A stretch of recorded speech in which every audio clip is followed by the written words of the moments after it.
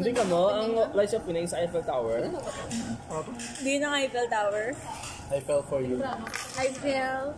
May ano ka sa may BGC? Hello guys! So right now, andito po kami sa 7-Eleven dahil ito-try po namin yung siopaw nila because new product po ito ng 7-Eleven and This is... let's... I'm sorry because you know my family. I love my family. Alright, okay. I told you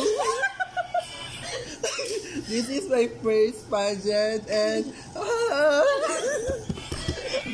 Miss Universe, ang puta. okay. Anything special.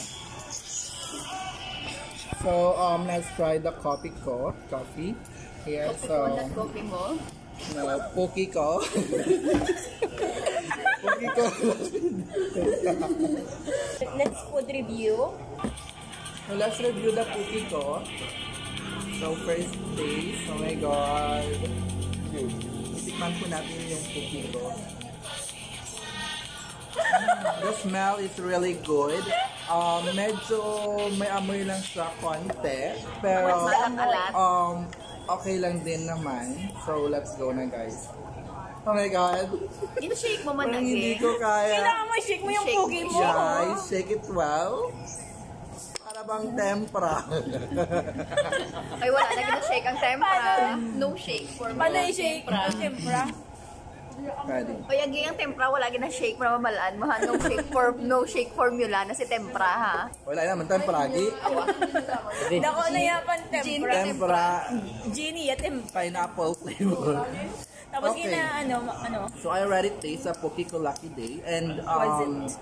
I can say I can rate 8/10 kasi kulang po siya ng tamis. Medyo strong po yung flavor niya para maipaglalakan ka. And also hindi ko po like yung sugar dito. Medyo kulang din siya and the creamer. So yeah, it's 8/10 for me. The siopaw. The siopaw, I like the siopaw Why? because of my family.